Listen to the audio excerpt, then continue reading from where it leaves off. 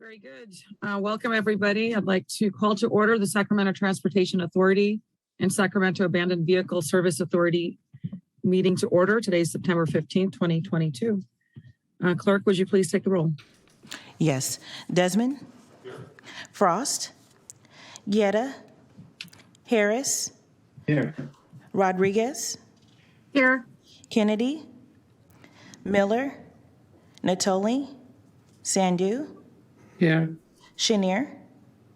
Cerna? Here. Singh Allen? Here. Speece? Present. Terry? Here. Valenzuela? Here. And Vang. And you have a quorum. All right, thank you. May I call on, let's see, Director Rodriguez, would you mind leading us in the pledge? Absolutely.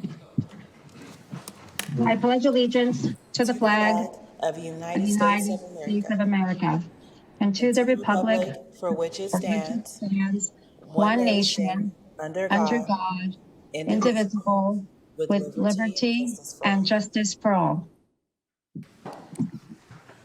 Thank you for that.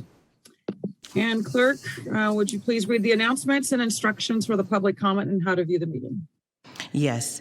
In compliance with directives of the County, State, and Centers for Disease Control and Prevention, the meeting is open to public attendance pursuant to health and safety guidelines. The practice of social distancing and wearing of face coverings is required for the health and safety of all persons participating in person during the meeting, although it is not required. Seating is limited and available on first-come, first-served basis. To make an in-person public comment, please complete a speaker request form and hand it to the clerk. I do have those forms right up here next to me. The chairperson will call your name when it's your turn to make a public comment. To make a verbal comment at today's meeting, dial 916-875-2500 and follow the prompts to be placed in queue for a specific agenda item or off-agenda matter. When the chair opens public comment for a specific agenda item or off-agenda matter, callers will be transferred from the queue into the meeting to make their public comment. Written comments are always accepted. Send your email comment to boardclerk@saccounty.gov, and your comment will be routed to the board and filed in the record. This meeting of the Sacramento Transportation Authority is cablecast live on Metro Cable 14, the local government affairs channel on the Comcast Consolidated Communications and AT&T UVerse cable systems. This meeting is closed captioned and live streamed at metro14live.saccounty.gov. Today's meeting will replay Sunday, September 18th at 2 p.m. on Channel 14. This meeting can also be viewed at youtube.com/MetroCable14. And that concludes my announcements. All right, thank you very much. We are moving on our agenda. I'd like to ask the clerk if there are any comments from the public regarding matters not on the agenda. Let me just take that here. I do not have any written comments in person, and I do not see any callers in queue for item number 1. All right, thank you. So next up is our Executive Director's Report. I'd like to call on Kevin Busey. Thank you.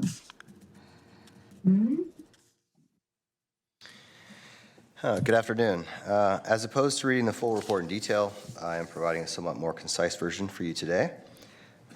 For the Series 2012 bond refunding update, on August 24th, STA was able to successfully refund the 2012 series bonds, which will result in interest savings of $1.95 million and the release of approximately $5.6 million held in reserve for debt services. Our account manager position has been recently filled with the anticipated departure of Tim Jones, CFO. STA staff has been pursuing an accounting manager position with additional support from an administrative services officer. After several recruitment efforts and 2 rounds of interviews for the account manager position, we have successfully hired Dustin Purrington to fill this role. Dustin, I'm not going to ask you to stand up, but Dustin's here to my left. And let me tell you a few good things about Dustin. Dustin has over 10 years of experience in both the private and public sector. Most recently, he was a senior accountant auditor at the City of Sacramento Public Works. He has both an accounting degree and a registered CPA. Dustin started this week, and I hope to get him in front of the board in the near future. Typically, there needs to be a periodic review of employee benefits every 2 to 3 years. The last major review was in 2006, focusing on retiree benefits. then current employee benefits were established in 2003 and 2006. STA staff will be looking for a human resources consultant to assist in this review and provide recommendations for consideration. STA released a public statement in support of the STA and SACOG MOU and its intent to implement the provisions of the Citizens Initiative on September 2nd, 2022. STA staff has been working with SACOG to further define the scope, schedule, and budget for this greenhouse gas goal study. And finally, I'm going to talk a little bit about partnering, leveraging, and advocacy. So staff continues to look for opportunities to assist and advocate for agencies in their efforts to obtain their fair share of federal, state, and regional transportation funds. Here's a summary of the 3 efforts underway. So STA staff has reached out to Sacramento Regional Transit and SACOG on the need to pursue grant funds for a comprehensive multimodal corridor plan along the Gold Line, American River Parkway, and the US 50 corridor. Without a comprehensive multimodal corridor plan, the region cannot submit for grant funding under Senate Bill 1 for the Congested Corridors Program. The Congested Corridors Program is one of the largest SB1 competitive grant programs with $250 million annually. And many of the other corridors already have plans in place, and the US 50 corridor is one of the only plans that doesn't. So we're currently advocating for that. Second item, STA and SACOG have had several discussions around leveraging Measure A's Smart Growth Incentive Program funding as a local match for SACOG's Community Design Program. STA Board previously adopted a similar approach with the 2020-2021 SACOG funding round. STA staff plans to meet with the professional advisory group before presenting this to the governing board. And then finally, STA has been asked to provide letters of support for the following 3 upcoming SB1 competitive grant programs: the Local Partnership Program, Solutions for Congested Corridors, and Trade Corridor Enhancement Program. It is anticipated that any needed board action would occur in September and October, and all these applications are due in November and December. The focus of these requests should be around the Measure A projects and programs, and we do have one item 12 on today's agenda related to that. And with that, that is the Executive Director's report. I'm open to any questions. All right, thank you for that great report. I want to welcome Dustin, and thank you, Kevin, for undertaking the benefits review. I think that considering the last one, the date you announced there is a long time ago. So it's great to hear that update. I will turn it over for any questions or comments from the board. I do not see any hand raises in the Zoom, and I do not have any hand raises here in chambers by the directors. All right, any comments from the public? I do not have any written public comment here, and I do not show any verbal public comment for item number 2. All right, very good. Then we will move on the agenda to our consent items. And I would like to ask if any member wants to remove an item from the consent calendar. Seeing none. I'm sorry, go ahead. I was just going to say I don't comments? see any hand raises in the Zoom. All right, no questions or comments. Anybody from the public? I do not have any written slips here in chambers, and I am not seeing any anyone signed up for items 3 through 10 in the verbal public comment queue. Very good. Then can I get a motion and a second to approve the consent? I'll move the consent items 3 through 10. Second. All right, we have a motion and a second. Would the clerk please? Yes, Desmond? Aye. Frost? Guetta? Aye. Harris? Aye. Rodriguez? Aye. Kennedy? Aye. Miller? Natoli? Aye. Sandu? Aye. Chenier? Cerna? Aye. Spees? Aye. Terry? Aye. Valenzuela? Yes. Vang? Yes. Singh Allen? Aye. And your motion carries with those members present. All right, thank you. Moving on to our next agenda item. Introduction of Senate Bill 1, Cycle 3, Local Partnership Program, project nominations. Turning it over to Mr. Busey.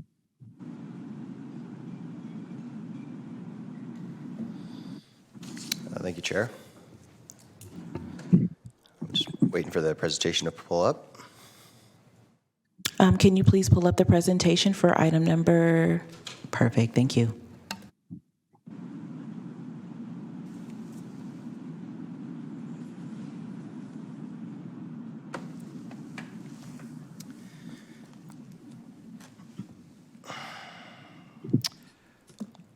So Kevin Busey, Executive Director here, present on a local partnership program. So this is just another overview of the local partnership program.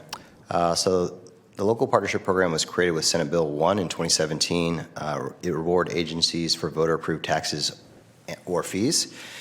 There's approximately $200 million annually for that program, which is split into both the competitive and formulaic subcomponents. And we're talking today about the competitive program, which is Cycle 3.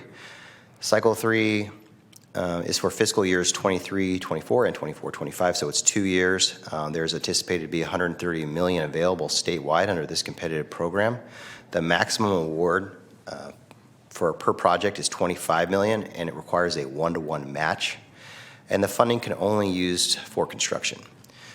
Applications for this program are due November 29th, and the STA's role is to prioritize those applications that are submitted through STA. So the Lpp Competitive Criteria, there are 10 of those criteria, which I'm showing on the screen here. And of those 10, 2 of those, criteria 1 and 3 emphasize disadvantaged communities. And so this is kind of a process chart showing where we're at in the process. So this first meeting is an information item only. What we're going to do is included with the staff reports are project nomination forms that show the project information, how those projects align with the 10 evaluation criteria. In addition, what are the regional benefits of the project? And we'll be asking each of the nominating agencies to do a 10-minute presentation per project. So once that's done, we'll go to the next meeting in October and we'll do an informal poll with a formal prioritization process to follow after that. And so the 2 projects that we have today, going back one slide to the informal poll, I can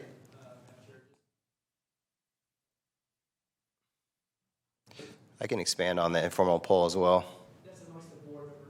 Yes. Yes. It's a traditional, so the informal poll will be the traditional process where with the next staff report, we'll have a handout where you can rank the projects, and then you'll be asked to give your vote as an informal poll. We'll do a tally of all the votes. You'll get to see kind of based on the informal poll where their prioritization lies. And then there'll be, the board can comment and ask questions and then make a formal prioritization action. Yeah, I should add, I am planning to include with that October staff report the historic information about nominations and rankings and awards. And so the 2 presentations we have, the 2 nominations we have are the US 50 Gold Line Corridor Enhancement Project and the White Rock Road Congestion Relief Project Phase 3. And that's the end of the presentation. Open any questions. Any questions from the board? I do not see any hand raises in the Zoom, and I do not see any of the members in chambers queued up to speak. All right, I'm turning it back over to Kevin to continue. Okay, so the first presentation is going to be the US 50 Gold Line Corridor Enhancement Project by Sacramento County and Sacramento Regional Transit District.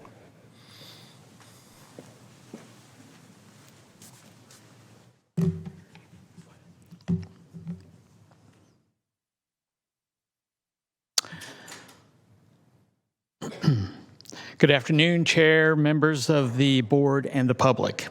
My name is Craig Norman. I'm the Director of Engineering and Construction for Sacramento Regional Transit, and I'm here filling in for Laura Ham, the Vice President of Planning and Engineering for Regional Transit. She is unfortunately not feeling well today.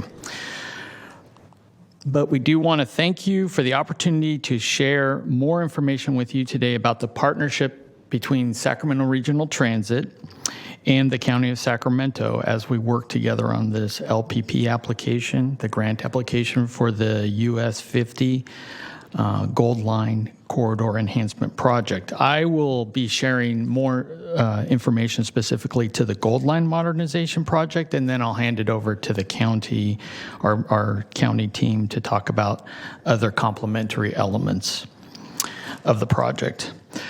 Our application illustrates how two components of the project will be highly competitive specific to the overall CTC guidelines in advancing the regional, statewide air quality and climate goals through reduction of GHG and VMT.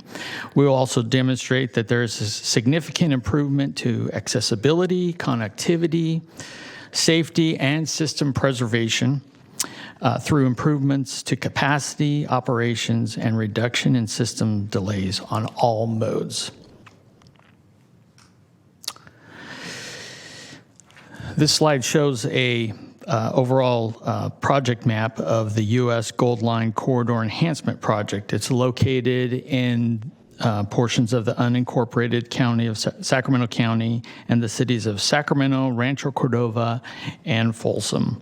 The project modifies 29 of the 29 Gold Line Light Rail station platforms to accommodate multi-car low-floor light rail train sets as part of the overall light rail modernization project.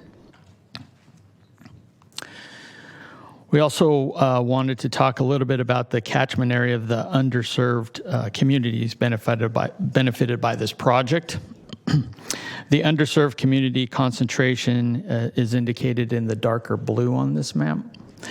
And as an agency, Sac Rt has been redefining our role of transit in our region through economic, environmental, and social equity efforts to support underserved communities. It is interesting to note that over 40% of Sac Rt customers ride for free through various equity programs to help remove barriers to success.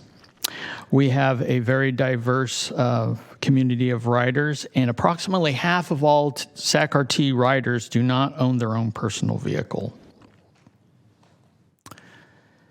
So now I'm going to share with you a little bit more specifically about our Gold Line modernization project. So Sac Rt Light Rail, the Sac Rt Light Rail starter line started in 1987.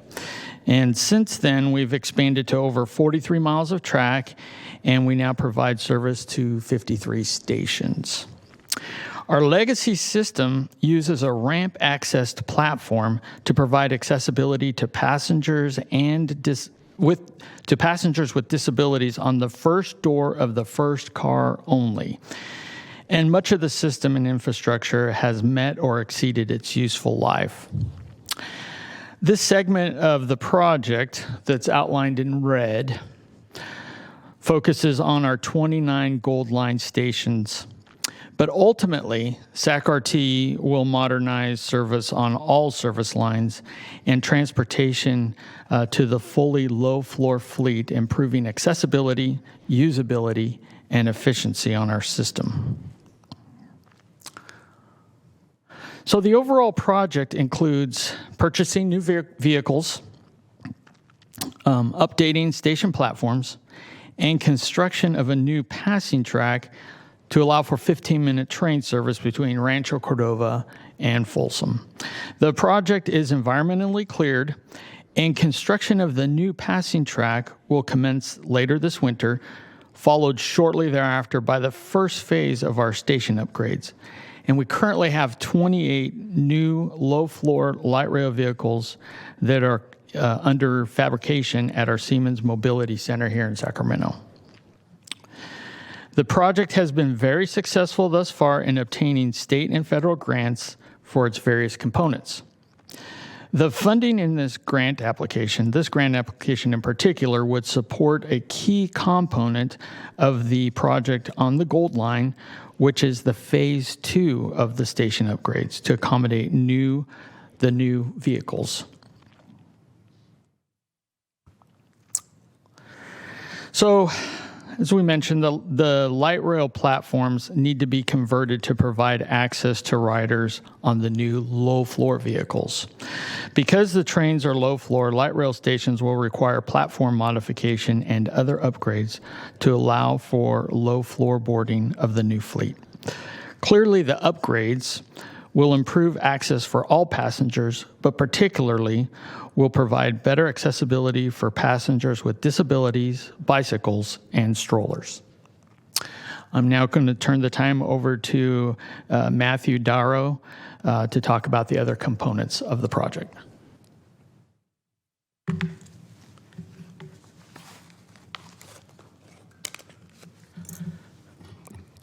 Thanks, Greg.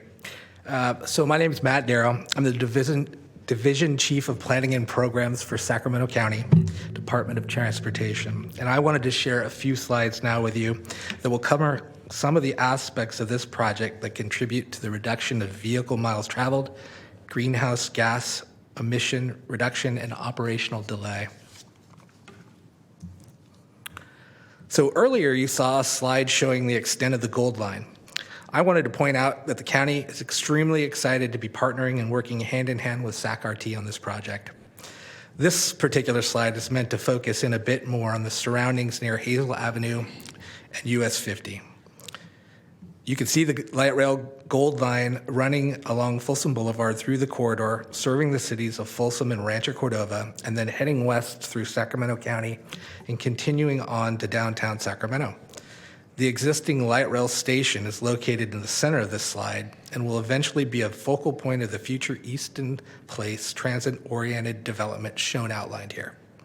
Historically, if you've been a biker or pedestrian in this station, it's been hard to get from this station to the American River Parkway. And you can see the American River Parkway immediately north of the highway in the center of the slide.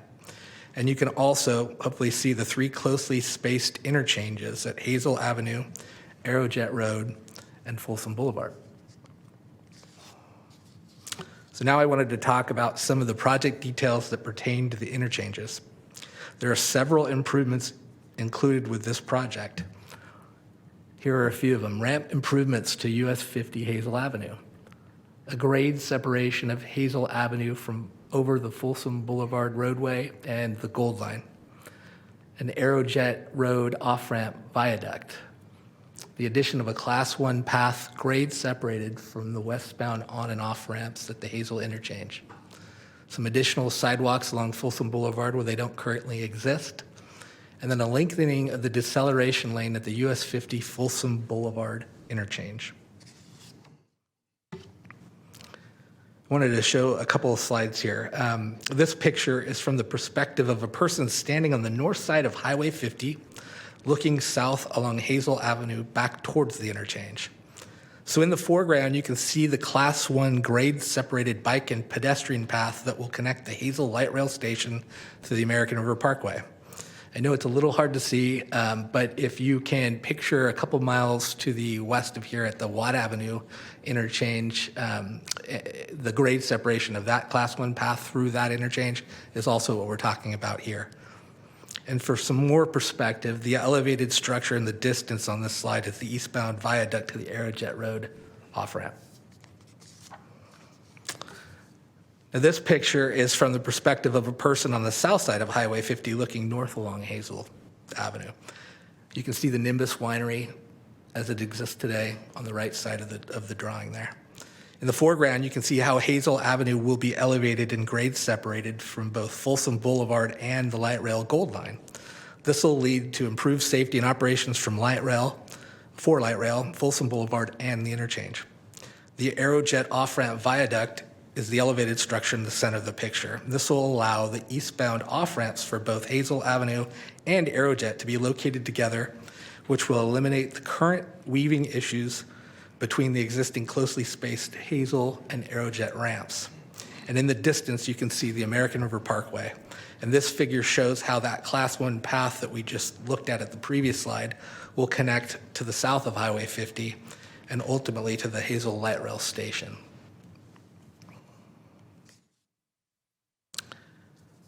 So here's a little bit of an overview of cost and schedule. Environmental design, about $14 million. Right-of-way, just a hair under $17 million. Construction, just under $97 million for a total project cost of $127 million. We have secured a SACOG revolving match in the amount of $4 million, and we're making an LPP request of $25 million. And that LPP request between the two partners is a 60-40 split to the county and Sac Rt. Some of the scheduled dates, we've got CEQA and NEPA approval already. We would anticipate final design to be complete and right-of-way complete at the end of 2024. And we hope to have CTC allocation and award a construction contract in early 2025. I wanted to point out here that $4 million SACOG revolving match has been awarded and secured, but it is contingent and would go away if we were not awarded grant funding in this cycle. Matt, Madam Chair, I just wanted to ask Matt on that previous slide. Recollection serves me that when we saw this for the environmental document for the board, the construction costs all in was about $104 million. You're now up to $127 million on this project. Am I mistaken? Yeah, that includes the light rail and the interchange project together. So the light rail is the additive? Mm-hmm. If I recall, again, it was just a little bit north of $100 million. That's correct. But so by putting light rail in, that's the $23 million additional? Right. Okay, thanks. You bet. Then that takes me to my slide that lists some of the project benefits. And I'll just go through them very quickly. It fits with the established LPP guidelines for the program we're applying for. It reduces VMT and delay. It supports mode shift from single occupancy vehicles. It increases transit capacity and ridership. It enhances safety and security. It lowers greenhouse gas emissions. It improves ADA accessibility, and it provides for the first and last mile connection and barrier removal. I should also point out that our team went through a benefit cost analysis for this project, and it scored a 1.47. And essentially what that means is we expect to see the economic benefits outweigh the costs by about 50%. And finally, I wanted to conclude once again the presentation by saying how happy the county is to be able to partner with Sac Rt. And we look forward to continuing this working relationship together on this project. And this is our last slide. This is our team. With the addition of Craig and Laura from RT in the audience. If you have any questions, now's the time. Thank you. Madam Chair, this is Director Desmat. A quick question. Yes, of course. Thank you, Matt and Craig. Right? Craig. Thank you for the presentation. I know we don't have a lot of information here in the packet, but in terms of what do you anticipate for the right-of-way acquisition? I think you set aside almost 17 million in anticipated costs for the right-of-way acquisition. Any sense of how much that's going to be for the freeway interchange portion of this, Matt? The majority. But I mean, how extensive will that right-of-way be? I mean, and I'm just trying to get a sense of what the impact's going to be on both the winery, because it occurred to me as you showed the picture there, and then there's some businesses also to the west. Right. Yeah. Cattleman's in the winery, and then.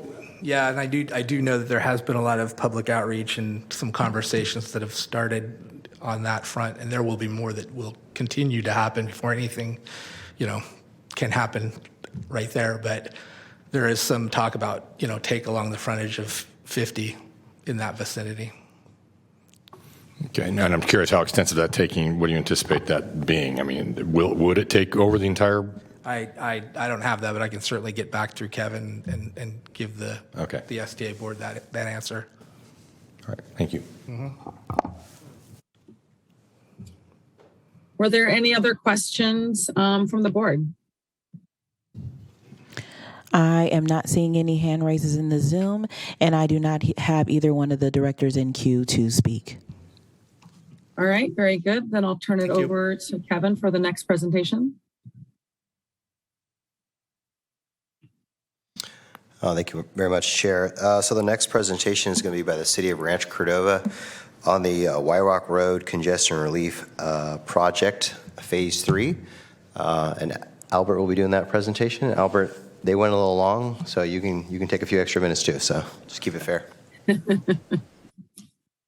Well, thank you very much, and good afternoon, Chair and members of the board. My name is Albert Stricker, and I'm the Public Works Director for the City of Rancho Cordova. And I appreciate the opportunity today to present to you on the White Rock Road Safety and Congestion Relief Project. This is a critically important project to continue with affordable housing, economic development, and connectivity in our region. Just a little bit more about this project and the project location. It is located on White Rock Road within the city of Rancho Cordova, of course, generally between Sunrise Boulevard and Grant Line Road. This is about a 2-mile segment that is south of Freeway 50. In order to understand how critically important this project, it's also helpful to understand some of the work that has occurred around it that has created this gap that critically needs to be filled. To the west of this project, the city of Rancho Cordova has completed and is undertaking improvements to connect to Sunrise Boulevard. Over the last several years, and currently the Sacramento County several years ago, and most recently the Capital Southeast Connector with City of Folsom, have conducted improvements to White Rock Road, east of Grant Line Road, connecting all the way out to East Bidwell, and with the benefit of LPP investment for those.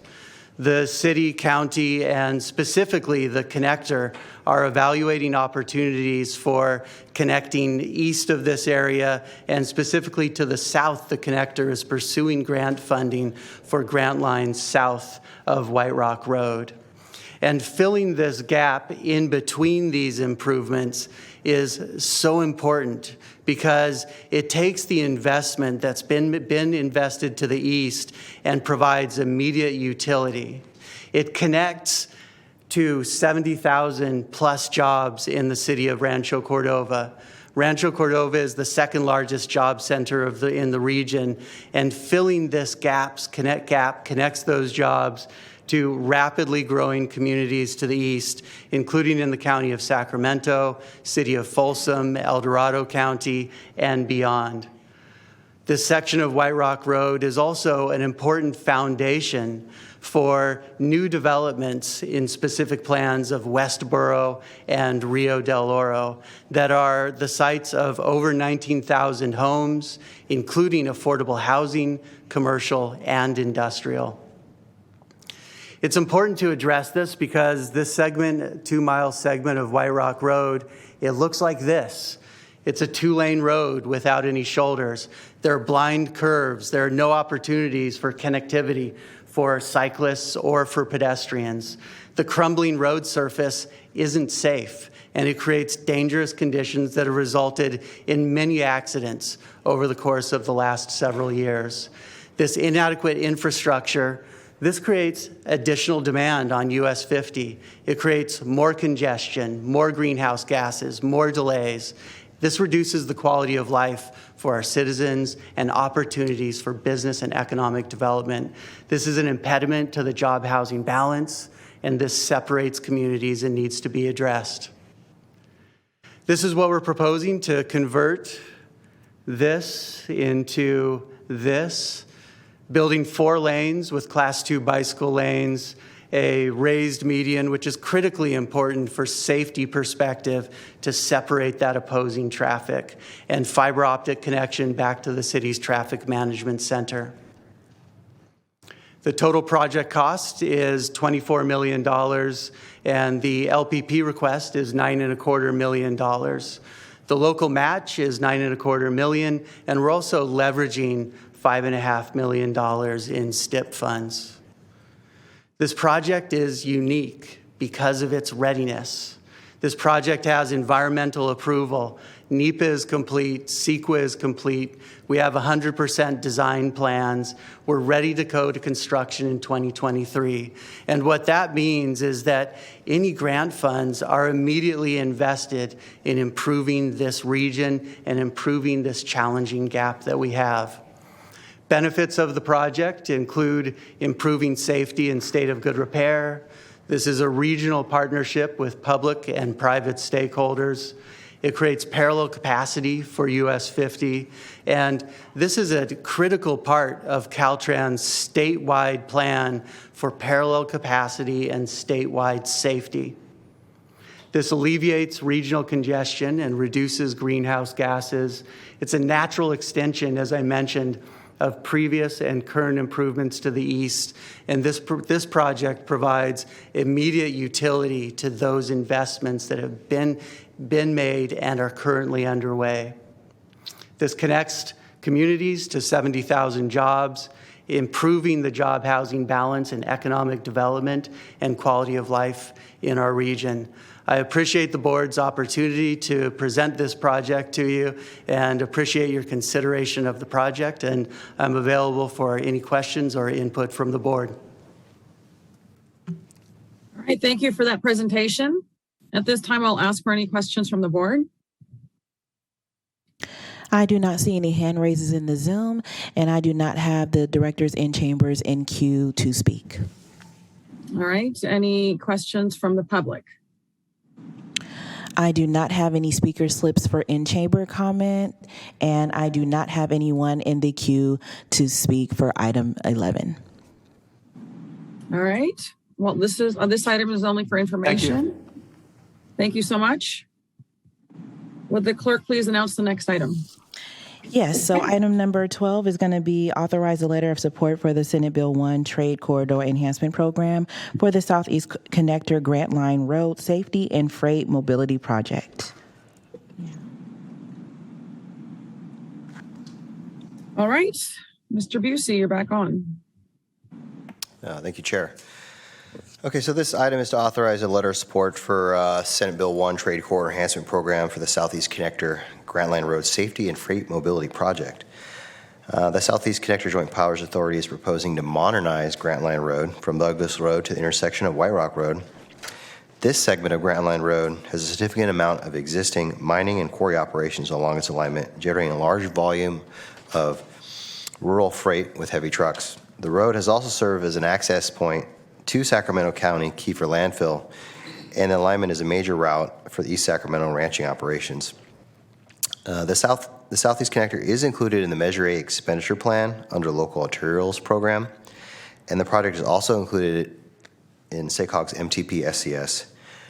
With this short presentation, I'm available for questions. We also have Derek Minima, the Executive Director of JPA, to answer any questions as well.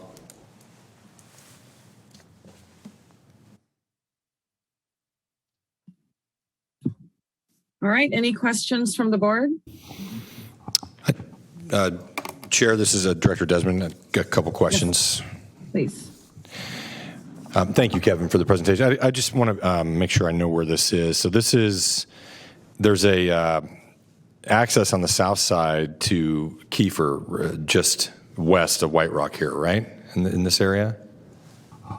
I believe so, but Derek can confirm. Or Tykert, I'm sorry, a Tykert? Yeah, the Tykert access. The Tykert, okay, yeah. All right. I'm okay. And the reason I'm asking, I'm you know, in my prior life with the CHP, I remember working in this area when I actually first met my colleague, Supervisor Natoli here, and it was a pretty well-known configuration there that was really problematic. I remember big trucks pulling out of the Tykert quarry. And would impact traffic traveling east and west on Grant Line Road. So from a safety perspective, I certainly see the benefit of this project. Any other questions from directors? I do not see any hand raises in the Zoom, and no director is queued up to speak in chambers. And I'll echo the same comments from my co-chair, that this will be a much needed improvement because there's just, the high volume of freight and heavy trucks. So good news for the area. Any comments from the public? There are no speaker slips in chambers, and there is no one signed up in queue for item number 12. All right. At this time, I'll go ahead and ask for a motion and a second to authorize a letter of support for the project. So moved, Terry. Desmond, second. All right, would the clerk please take the roll? Yes. Desmond? Aye. Frost? Guetta? Harris? Aye. Oh, Harris? Aye. Perfect. Aye. Rodriguez? Aye. Kennedy, Aye. Miller, Natoli, Aye. Sandu, Aye. Chenier, Cerna, Aye. Spees, Aye. Terry, Aye. Valenzuela, Abstain. Vang, Yes. Allen, Sing Allen? or Sing Allen. somebody? I'm sorry, Sing Allen. Okay, no worries. Thought maybe there's some new director. Aye. And your motion carries with Director Valenzuela abstaining. All right, very good. Next item, comments from any colleagues. I am not seeing any hand raises in the Zoom, and I do not have any directors in chamber in queue to speak. All right, well. And just for the record, there are no public comments slips in chambers or on the line for item number 13. All right, excellent. Then at this time, without any objection, I will go ahead and adjourn the meeting. Thank you.